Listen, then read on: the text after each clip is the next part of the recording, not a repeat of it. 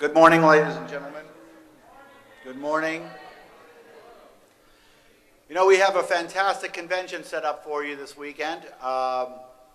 More than 800, probably more than 900, possibly as many as 1,000 people are going to attend this event, which is something that we're very happy about.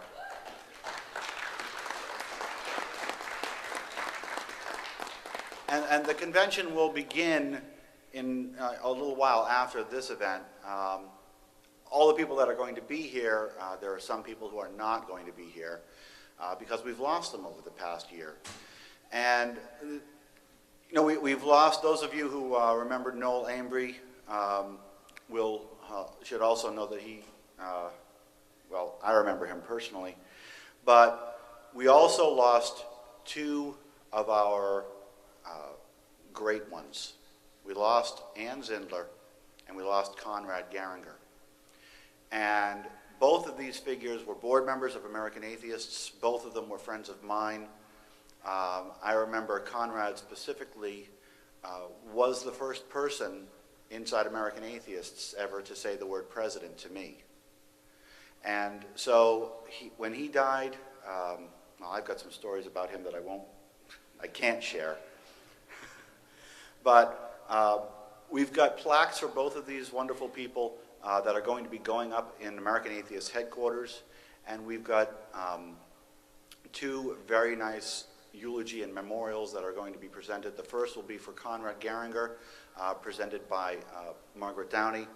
And of course, Ann Zindler will be spoken about by Frank Zindler, her husband and former president of American Atheists. So now I'm going to just call up Margaret. Before I do, I would like to say, please do the following two things. Take out your phones and tell everybody that this convention is being live streamed at atheists.org. And then turn your phones off. Thank you. Margaret, please. Margaret Downey, everybody.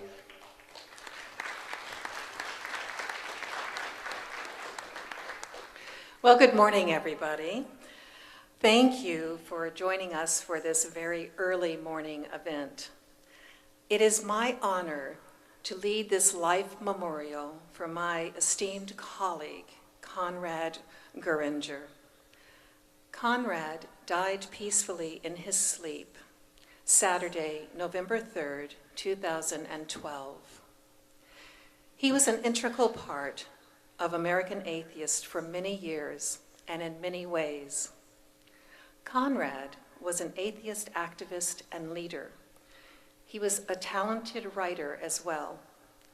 Conrad's work helped lay the foundation for the growth that American atheists have seen recently. I'll tell you more about Conrad's career with American Atheists in a few minutes. Conrad was a very private person, but some of us were fortunate enough to get close to him in one way or another. To understand a person better, we sometimes must look at ancestral roots and family dynamics.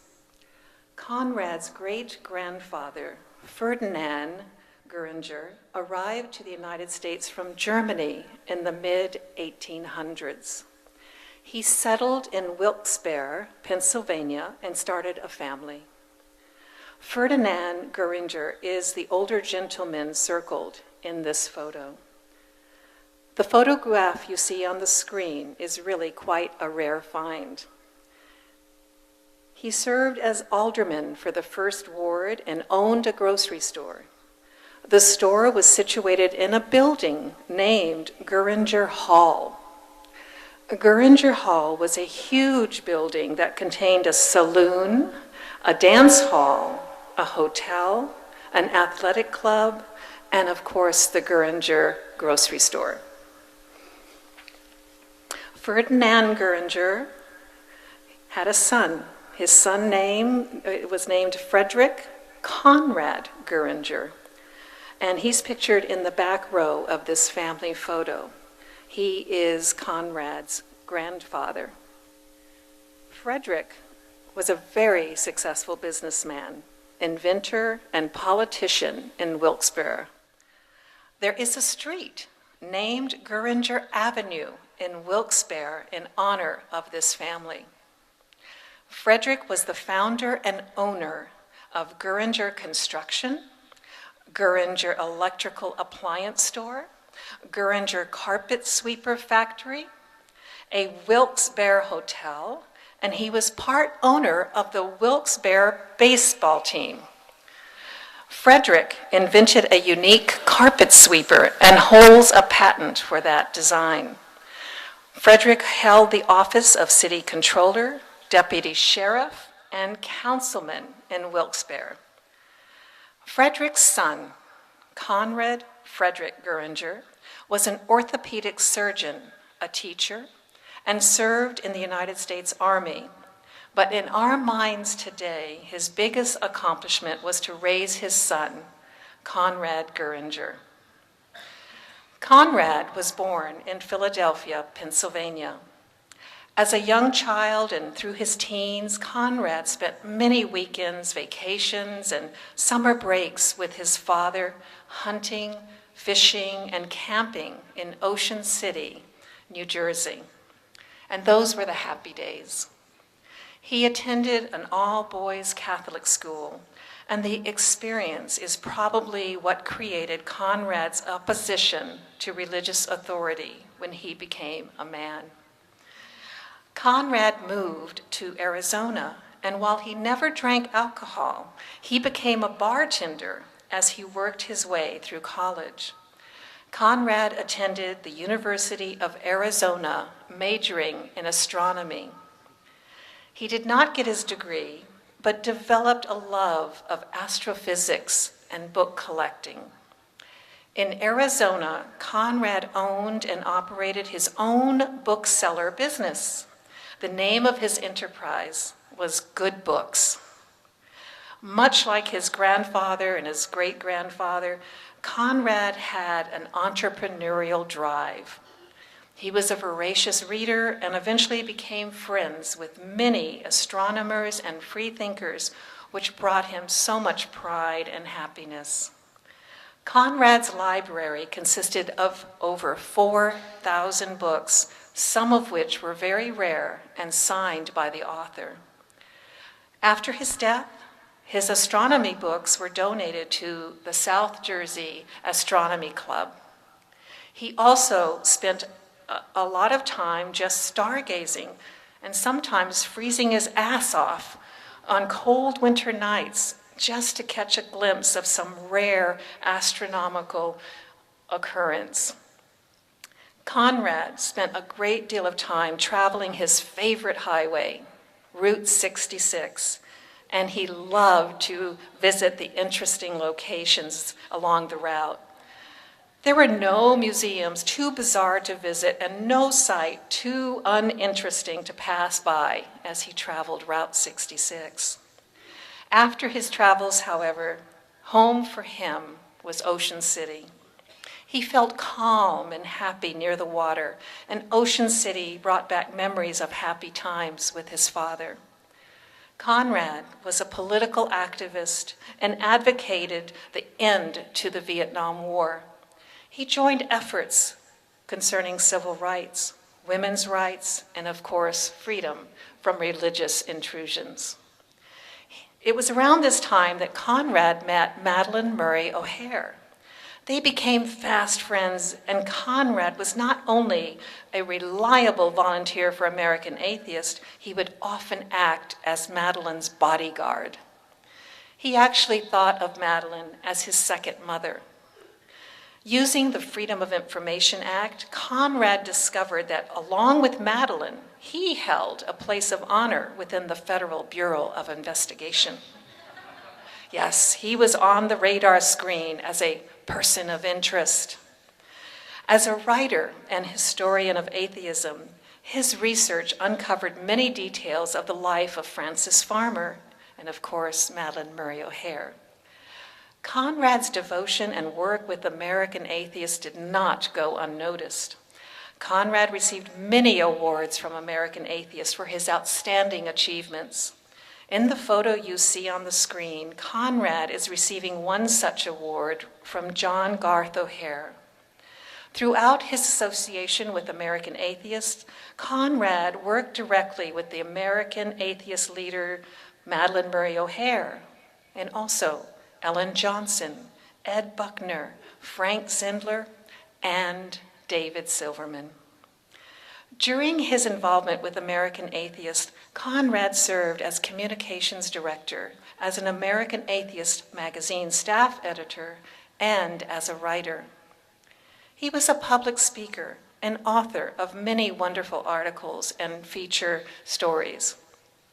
Conrad was also well known as an investigative journalist who knew how to use the Freedom of Information Act to get to the facts on any given subject.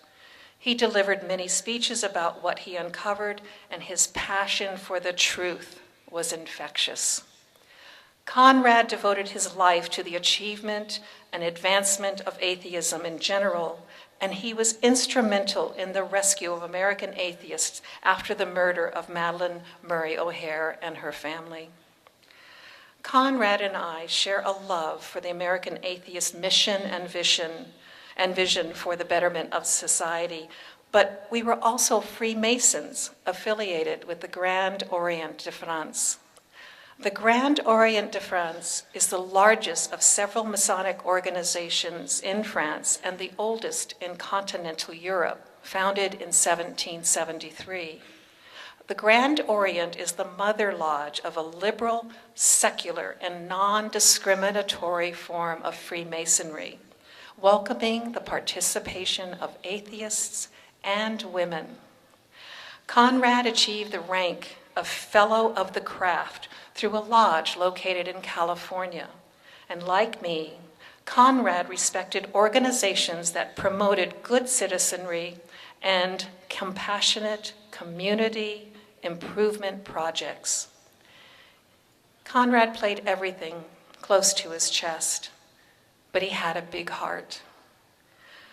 While he was always ready to be of service to his friends and neighbors, Conrad spent up to 18 hours a day, 7 days a week, working for American Atheists. He designed and built a state-of-the-art library at the American Atheist headquarters in Cranford, New Jersey. The project took a full year. He shelved all the books himself and created an outline for cataloging the American Atheist collection. Should you visit the American Atheist location, you will find a plaque honoring the legacy of Conrad Guringer. I'm sure Conrad was also want to be remembered for his sense of humor and how much he enjoyed life. People appreciated Conrad's friendship, devotion, and smile. So let's remember him as vibrant and full of life. And now, Frank Zindler will honor the life of his wife, Ann Zindler.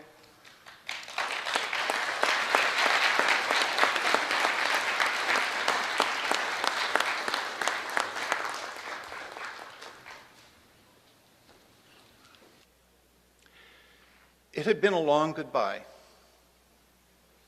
and then it was final.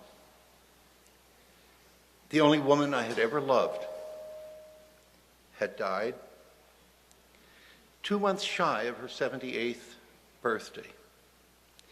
18 years after her first breast cancer in 1990, Anne Elizabeth Hunt Zindler developed another cancer. Then she suffered liver failure, and a heroic 4.5-year struggle against the metastatic disease came to an end. She knew she wouldn't make it to her 78th birthday.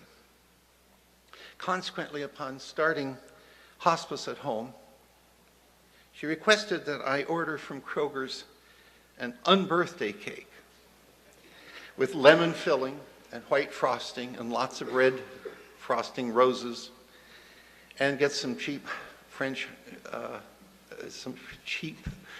pink champagne and some vanilla ice cream from Graeter's. And the family joined us to have an unbirthday party. We were all there, my daughter Catherine, her consort, Big Mike, our 3 grandchildren, Michael, Stephen, and Laura.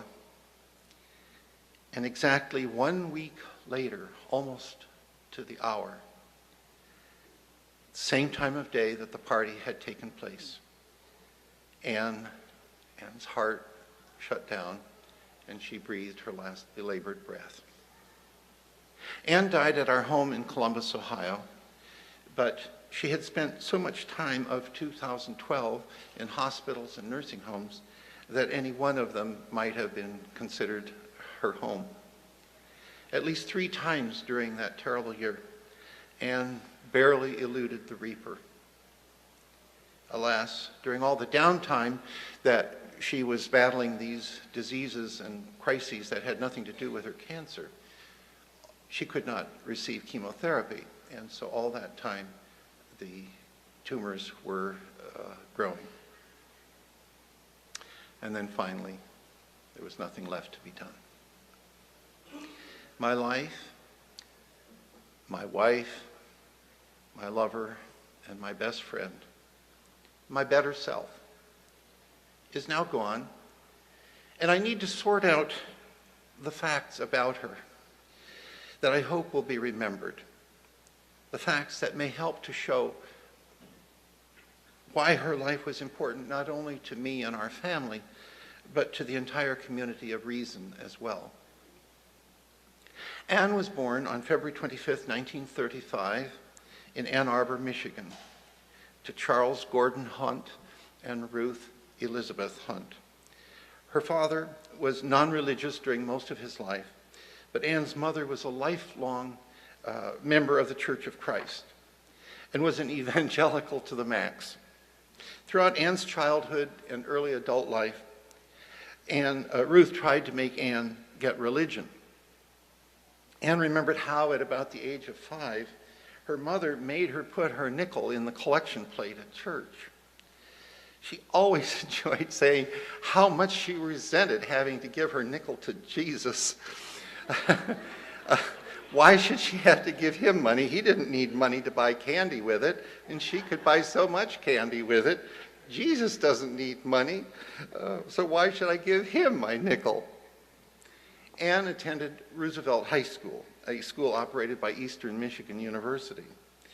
It was, of course, quite secular and not at all what Anne's mother wanted. So Anne was encouraged to attend a revival-like meeting at the church in which she claimed she was hypnotized into getting dunked.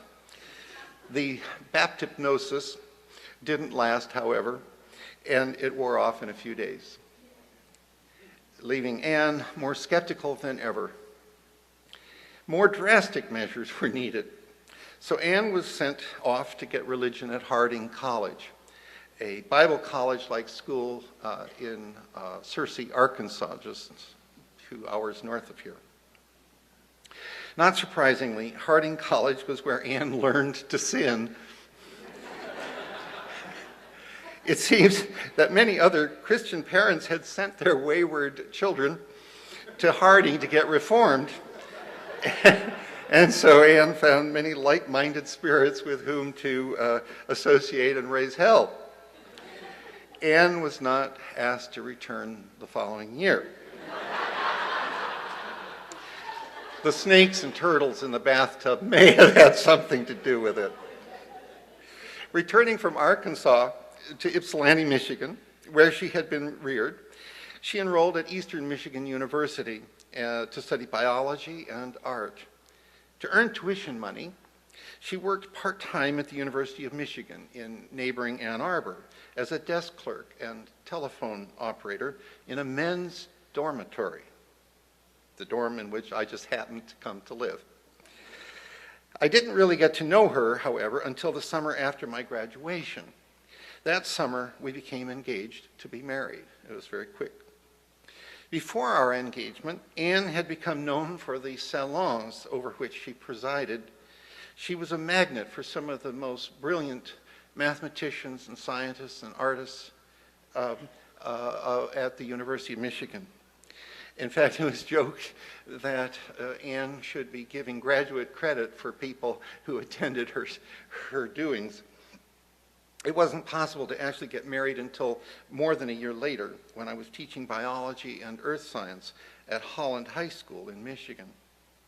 To satisfy Anne's mother, we had to get hitched in the home of Anne's parents. That was in Ypsilanti, Michigan. I composed and recorded a wedding march that was played as Anne descended the open staircase in her parents' home. About 16 guests were there. It was a big to-do. Her mother's hillbilly preacher and I were waiting for her in front of a large bay window that faced the assembled guests. Earlier, Anne had told the preacher that she wanted just the bare minimum of ceremony. No sermon, no obeying, and so on. Just the minimum that would be legal. Right. The preacher had his back to the window, facing the audience.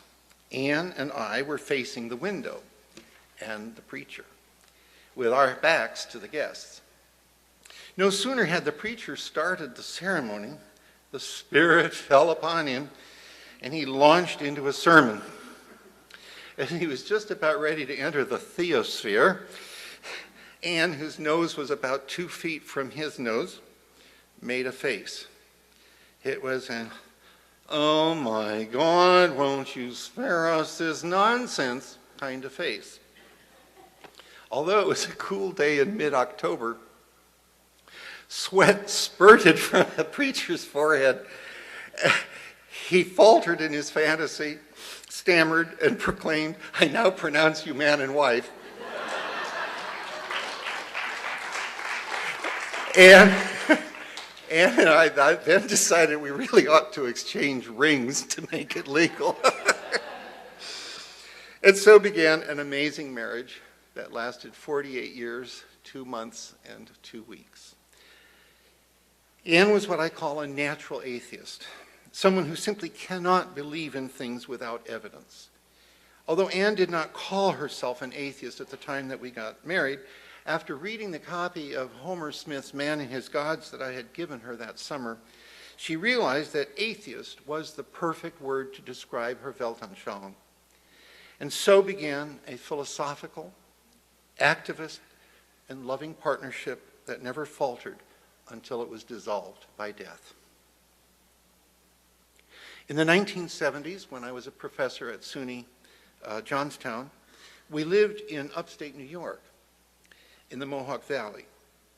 About the year 1976, Madalyn Murray O'Hair came to New York City to organize a chapter of her Society of Separationists, the forerunner of American Atheists. She was not allowed at that time to use the word atheist in the formal name of a corporation, and so she had to use the somewhat disguised term Society of Separationists, although very quickly she added doing business as American Atheists. At the meeting, I joined up with the nuclear physicist Renato Boboni and his wife Mary of Schenectady, New York. We decided to start a chapter with Mary as director in Schenectady, only a half-hour drive from Amsterdam, where we were living at the time. Cable access television was just beginning, and Anne and the Bobonis and I decided that we should produce a weekly atheist education program. Anne took the training needed to use the cameras and recorders and proceeded to design and build a television studio in our garage.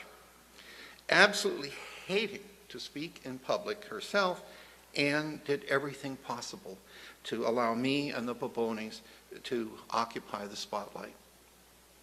About a year later, we moved to Columbus, Ohio, where we founded the Central Ohio chapter of American Atheists with Anne as assistant director. A very activist chapter needing many picket signs. Anne did all the graphics, made the signs, and marched with all of us as we picketed mosques and churches and government buildings and other threats to the wall of separation between state and church.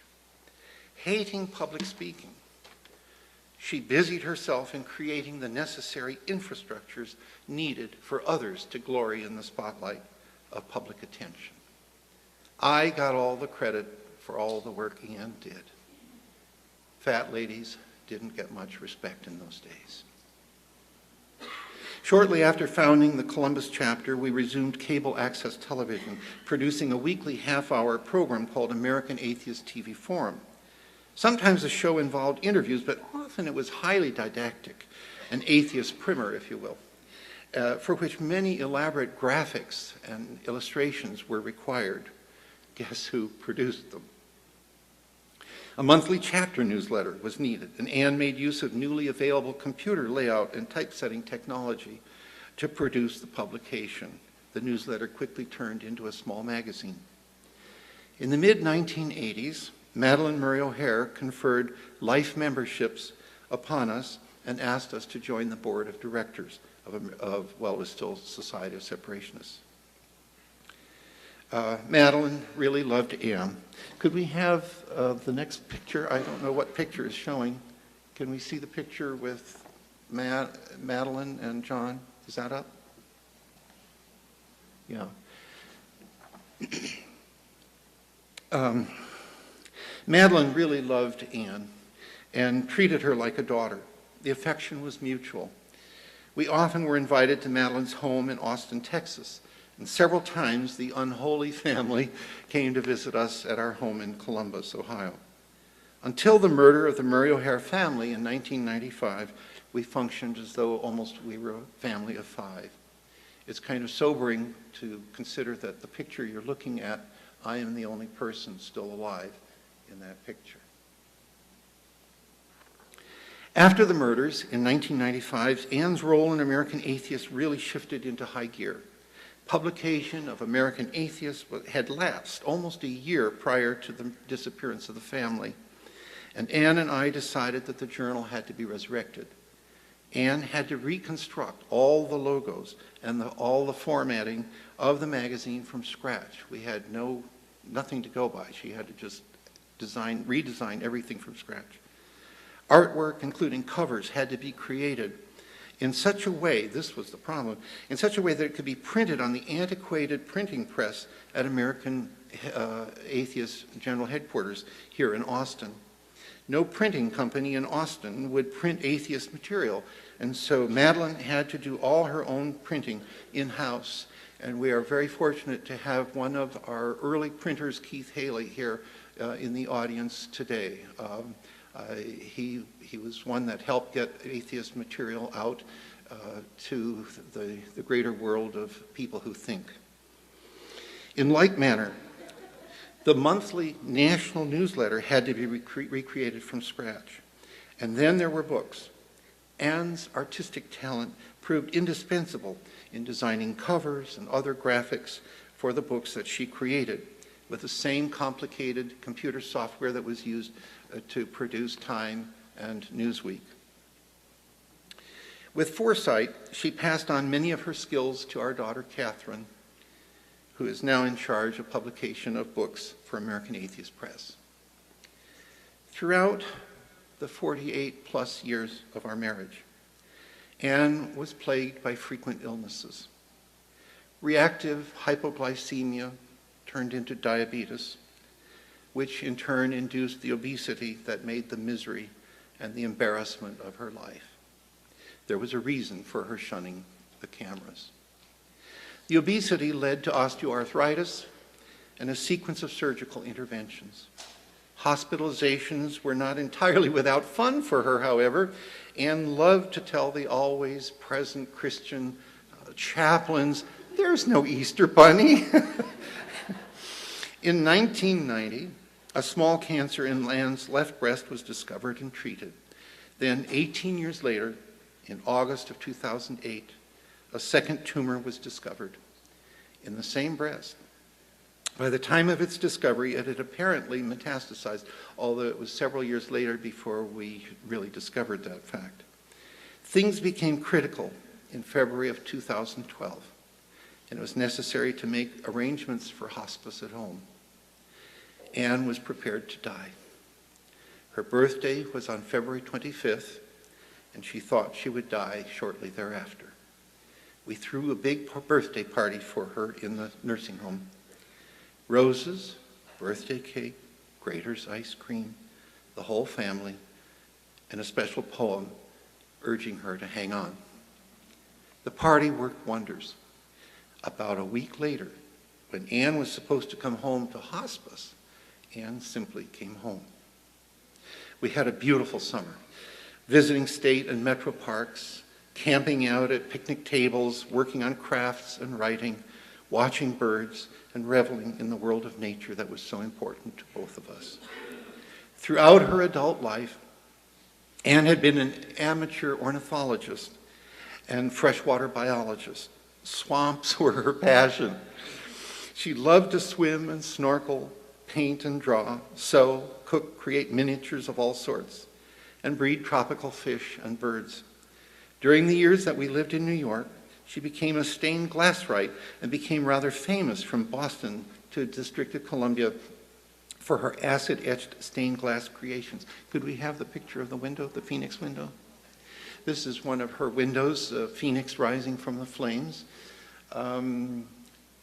The etching is in the feathers, in the shoulder, and the wings, and so on. Glass wrights from all over would call her for instruction on how she etched the delicate designs into the glass, only to be dismayed to learn that because of the deadliness of hydrofluoric acid, she had had to do all the etching in one of my fume hoods in my chemistry lab at the college. Sadly, during the last few years of her life, when she could no longer do this sort of thing, it was very difficult, she took up making glass beads and made some very, very delicate things. But unfortunately, she did not live long enough to achieve the fame for that she had for her stained glass art. Never in the 48 years of our life together did I ever detect even a hint that Anne thought that there was anything beyond the grave or that anything that we would call supernatural was even a possibility.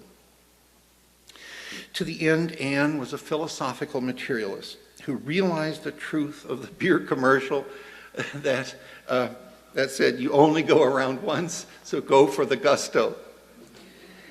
At the same time, though, she exemplified the definition of materialism that she printed at the back of every issue of American Atheists. In part, it reads, materialism declares that the cosmos is devoid of immanent conscious purpose, that it is governed by its own inherent, immutable, and impersonal laws, that there is no supernatural interference in human life, that humankind, finding the resources within themselves, can and must create their own destiny. It teaches that we must prize our life on earth and strive always to improve it. Materialism's faith is in humankind and their ability to transform the world culture, by their own efforts. It considers the struggle for progress as a moral obligation. Anne now has been transformed from a material being into a torrent of cascading memories. But the world of reason is the better for her having lived. It is not entirely likely that American Atheists would have survived the death of its founder had it not been for the practical publishing skills that Anne brought to the team of atheist stalwarts who rescued the organization after the disappearance of the Murray O'Hare family. Most of her contributions have been so fine-grained that they are invisible to the eyes of the present membership. Nevertheless, Anne's legacy reverberates throughout the community of reason. Her presence can be felt everywhere, if only a few can identify the source of that feeling.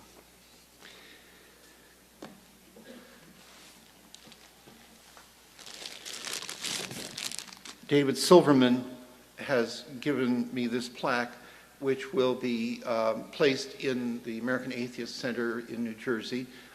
Anne's ashes already reside there, in a beautiful urn, and this plaque will be put there also. And so I have remembered Anne, and I thank you for your attention.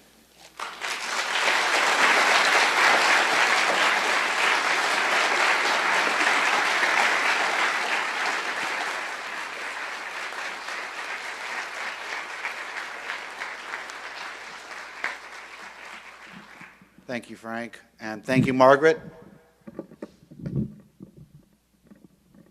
All right, so as is par for the course, we're already behind schedule. The convention hasn't started yet, but we're already behind schedule. So what we're going to do now, we have about half an hour for our members' meeting. Now, the members' meeting is just an opportunity for me to answer questions from the members. Any questions, I'll give you a quick status on how the organization is going. We're going well. In the past year, we put solar panels up on the room. I'm getting an echo, Bruce. Bruce. Okay. We put solar panels on the roof. We led the Reason Rally, of course, and we've moved from 2 employees. Yay.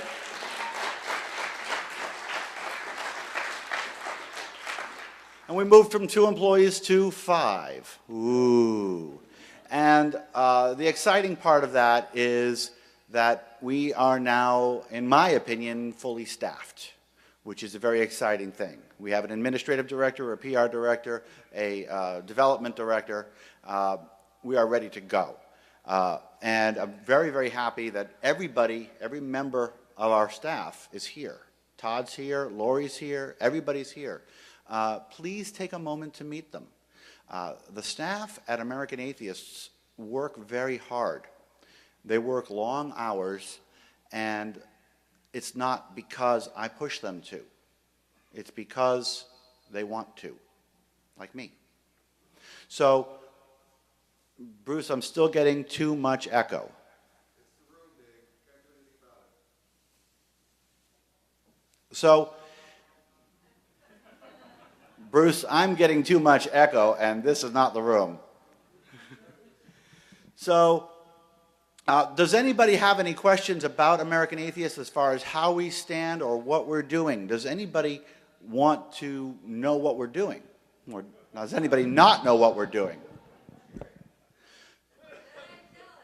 Well, you want to know some secret information? Next year, we're going to Salt Lake City.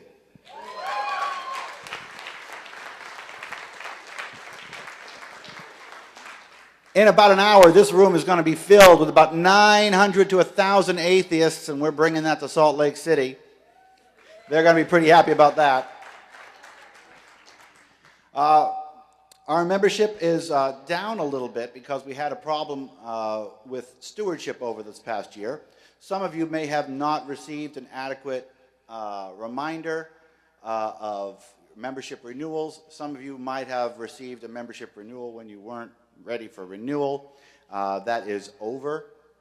That is not going to happen anymore. We have transformed to a new system. Oh, and check this out. The website's going to go brand new in a couple days. But here's an interesting thing.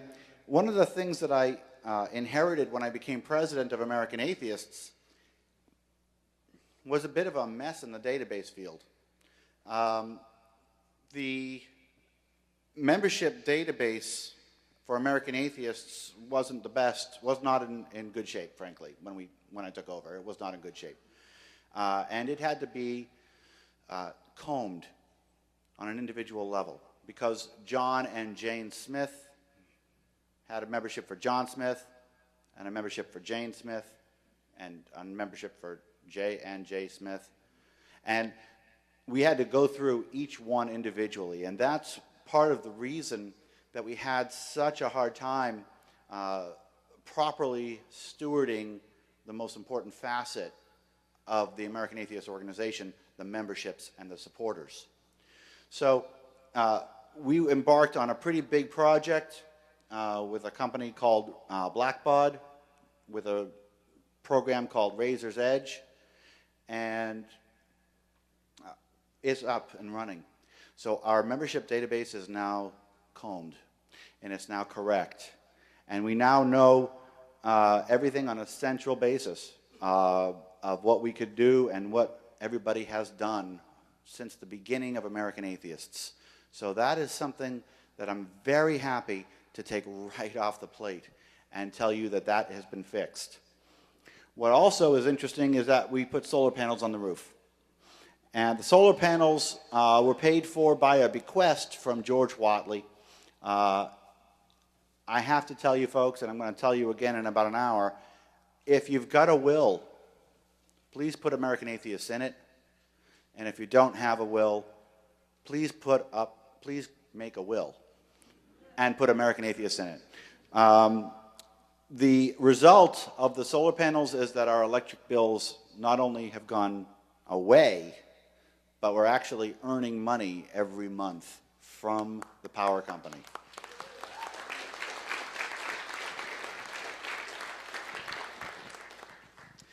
And then there's the magazine.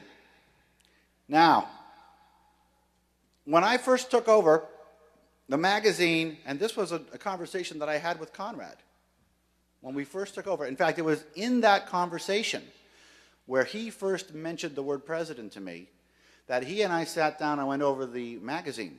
Now, American Atheist magazine was originally designed, and it was designed and produced as a membership benefit. Membership in American Atheists at the time was $20. And for that $20, you got 10 issues of the magazine a year, which cost American Atheists about $40. So every individual membership was hurting American Atheists, was costing us money. And I was very upset about that because I had been chipping in my $20. I wasn't a life member yet, and I didn't want them to be spending more money on me. I wanted that money going to activism. I didn't want that money. I didn't want something back from American Atheists, especially not if it was going to cost American Atheists. So what we did is we revamped American Atheists. We got a new editor, Pam Whistle, and she has taken that magazine and made it competitive with other magazines like Free Inquiry. Hi, Tom. And we looked at Free Inquiry, and we looked at Skeptical Inquirer, and we looked at the other magazines in Barnes & Noble, and we made American Atheist magazine competitive with Barnes & Noble, and then we signed up with a distributor who accepted us, and now American Atheist magazine is on the Barnes & Noble shelves nationwide.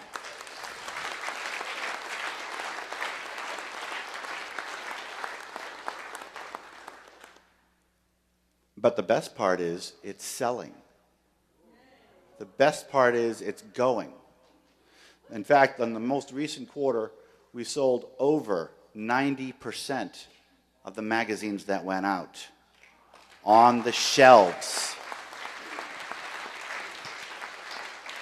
So what used to be a member benefit is now an advertising medium, okay? You have to pay for the paper magazine if you're a member. Yes, you do. But that's because you don't want me to spend my budget on you. You want me to spend it on the bad guys. You want me to spend it on the activism. So what we've done is we've turned American Atheist magazine into a medium by which people can just go into, Tulsa, Oklahoma, look at the shelves of Barnes & Noble, see a magazine that says Atheist staring out at them, open it up. What's inside?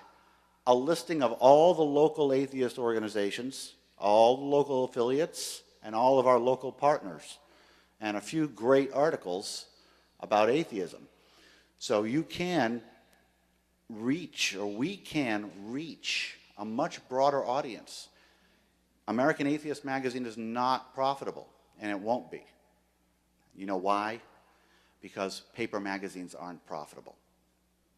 For those of you who know me, my wife is the publisher of a magazine That's also in Barnes & Noble. And it's very hard to be profitable. A lot of magazines are going electronic only. We're going to stay paper. And the reason we're going to stay paper is because we're not trying to make a profit.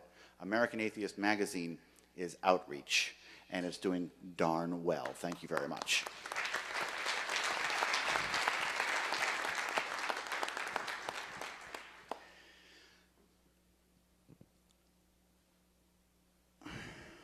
Does anybody have any questions about anything? Yes, go ahead, Elaine. Where are the billboards? Well, we saw one. Has anybody seen a billboard? Oh, yeah. Well, we got 6 billboards right now in Austin. And we've got, what?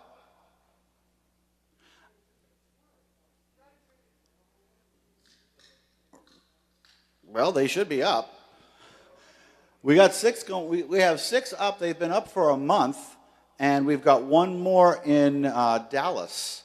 And just FYI, 6 billboards here in Austin, 1 in Dallas. None of it paid by American Atheists. All of it was paid by donors, which is exciting. And that's something that I find really, really exciting because the donations are up. And the number of donations are up. And people are starting to really see our message, and people are starting to really support us. And that's why, one of the things we're going to be talking about when the convention starts is that we actually will have 2 matches, 2 donor matches going on. We have a $100,000 donor match for the IRS lawsuit, which we'll be getting into, and we have another $50,000 donor match for our billboards. So every donor dollar that you put in gets doubled. So please do that. It's a good thing. But the billboards are up. There's 6 of them in Austin. We hit the, basically we have pictures of Rick Perry, Pope Benedict, Robert Jeffress. And I'm glad you mentioned the billboard because it brings me to a different point. This is the first time that we've actually put up a billboard specifically targeting the LGBTQ community, and another billboard specifically, yes, and another billboard specifically targeting the Hispanic community. As far as we know, it's the first Spanish language atheist billboard ever.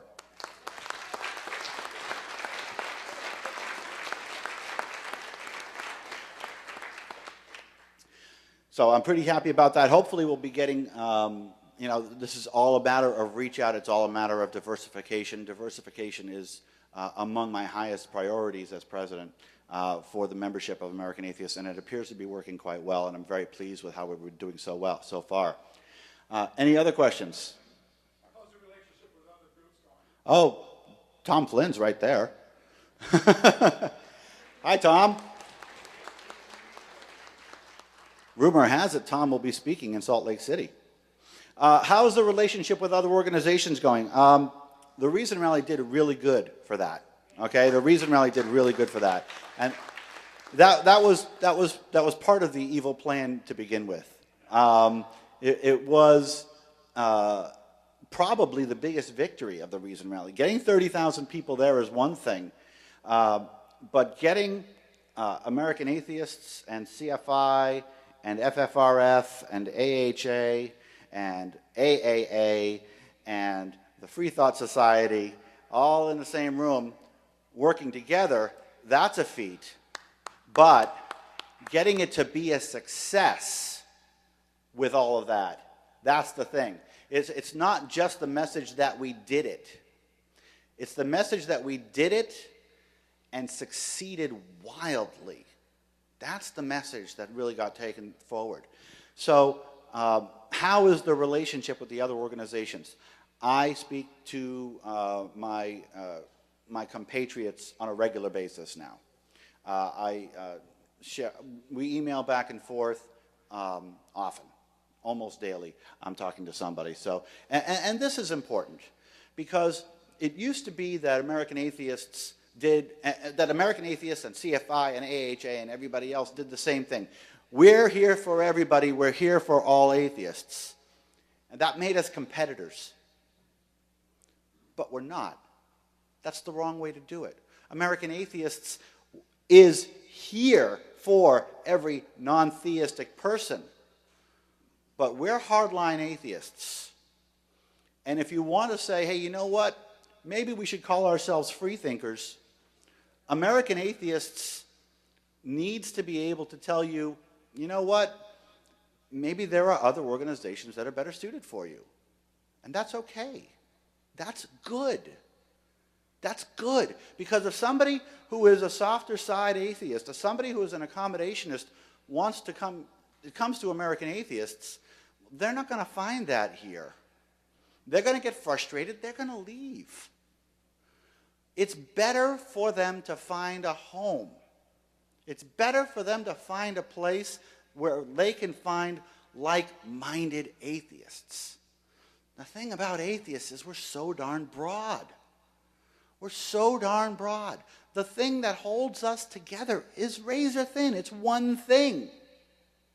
You could be an atheist and you could be left or right. You could be rich or poor. You can be anything. Republicans. Yes, really, Republicans and Democrats. So it's important for us to understand that as organizations within a movement, that we have a segmentation, that we have a place, and that we cannot be everything for every atheist. In fact, it's impossible. And when you go for everything to every atheist, all you get is a bunch of small organizations competing with each other over a very small piece of the pie. Because, I mean, if I'm going to do that, if I'm going to try to grow American Atheists and not care about cannibalization, my lowest hanging fruit is other organizations' members. That's the easiest place for me to go to get members, other organizations. But that's not the way this movement is going to grow. And we are all beginning to see that. We are all beginning to understand that. And we are all not only beginning to see it and understand it, but we're actually beginning to showcase it. We're beginning to be proud of the fact that not only are we American Atheists diverse within ourselves, but we as a movement are diverse. And that the different organizations go along a continuum of priorities and of stresses that really differentiate us along the lines. So how are the organizations working with each other? I'm very, very pleased that Tom is here. I invited him here. I am inviting him, and I'll put it on the record now, Tom, that he is speaking in Salt Lake City, and he's going to be great. And so now everybody's going to hold me to it, Tom.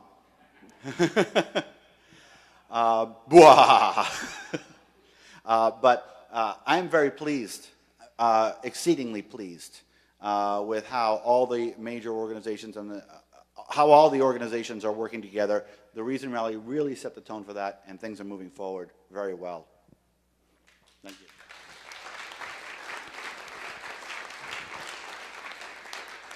And of course, Margaret Downey was here just from the Free Thought Society, just giving giving a eulogy from my friend Conrad. So I'm pretty happy with how things are moving. Questions next? Yes, JD.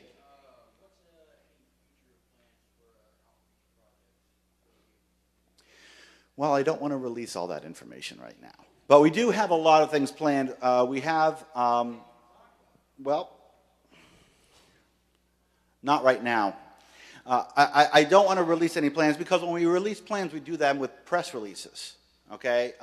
We do them with big pushes. Remember, our public relations, our press releases, our advertising, it's not so much for the people who see the ads.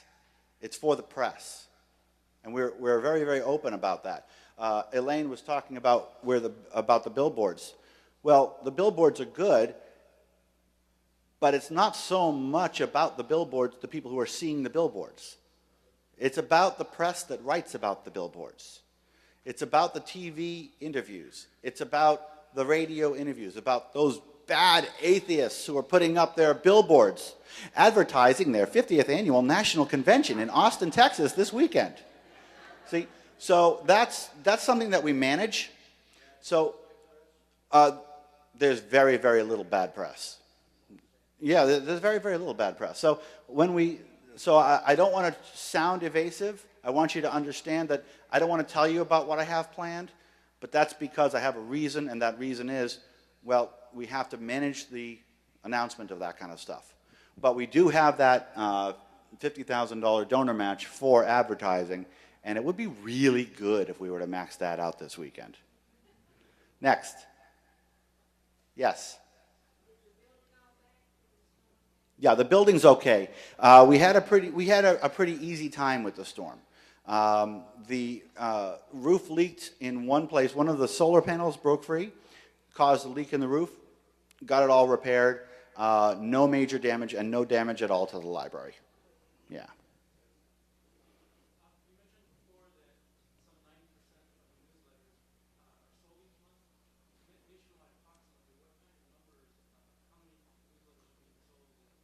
Okay, so a newsletter and a magazine is a different thing. Okay, so, but we're talking about a magazine. So we're talking about, I think last quarter we sold 1,000 magazines nationwide, which is not bad at all. That's something that's through the bookstores. That's not including subscriptions, not including libraries. Through the bookstore, through Barnes & Noble and through Charter Indigo in Canada, about 1,000 copies per quarter, which is up. And that's something I'm very happy about, because it allows us, one of the things that it will allow us to do is sell ad space in the magazine. And when we sell ad space in the magazine, we could feasibly break even, which is kind of exciting. Next. Frank. Conrad did not mention the fact that for over 50 years, American Atheist Press publications, including the magazine, were blackballed by every news agency, every publishing company, and we could not sell anything except through our own newsletter itself. We could not get publicity. And for us now to be selling 1,000 issues of the magazine as a start, this is a tremendous breakthrough from total blackout to now finally getting our message out there on a newsstand where it can be seen. And I want to really thank Dave for doing this.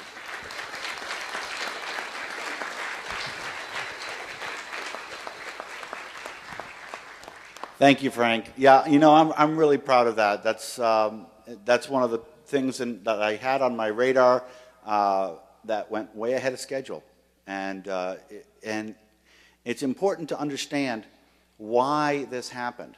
It's not because of some great activist feat that I accomplished to get the magazine out there. The reason American Atheist magazine is available in Barnes & Noble now, when it wasn't before, is because business is reflective. It's reflective. It reacts to the demand. American Atheist magazine is in Barnes & Noble because Barnes & Noble knows that there's a demand for American Atheist magazine. That's the key. This snowball effect that we're seeing is really, really palpable. It's not about, so when you look at, all the press that we're getting, and we'll look at all the nods that we're getting from President Obama when he nodded to us in his inauguration speech, all the atheists that you see on television these days. This is not them leading. This is them following. This is them following. And that means that our message is getting out and we are getting more vocal. And so we are changing this country by allowing them to know what kind of a demand we are, what kind of an entity we are, and how much money we can spend. And that's why, you know, I would love to take credit for American Atheists going into Barnes & Noble, and I'll take a little of it because because it was under my direction that we made American Atheist magazine competitive and saleable. But getting that saleable, competitive magazine into Barnes & Noble, that was Barnes & Noble reacting to what they saw as the demand for atheist magazines in their stores. One last question. Yes? How many members and chapters, how big has the organization got, American Atheists itself? Okay, so we're low on members. We went down in members this year, but that's not, it's not a good point because we had a problem with stewardship this year. A lot of people didn't get renewed. Right now we're looking, you know, I don't even want to tell you about the active members. I'm going to tell you that we've got about 3,500 to 4,000 people that I consider members. Some of them have to pay their dues, okay? You didn't get, I know. And I'm very thrilled to tell you it's over. I'm thrilled to tell you it's over. We've got 24 state directors. We're moving state directors to regional directors so that we can have a Northern California director and a Southern California director. We've got 24 of them. Oh, I think 25, 6, 7 were just added. We don't have chapters. We've got, I believe, over 100 affiliates. Affiliates are independent local groups. They don't owe us any money. They don't pay us any money. We don't have any authority over them. We're just friends. But the point of it is that all of our affiliates, and we've got 5 local partners, including Metroplex Atheists up in Dallas, that get special placement in the magazine on the shelves of Barnes & Noble. Okay, so what we're going to do now is we're going to take a break. Thank you for coming to the members' meeting. I appreciate it. We're going to take a break, and the American Atheist Convention will actually officially begin in 15 minutes. So thank you very much for coming.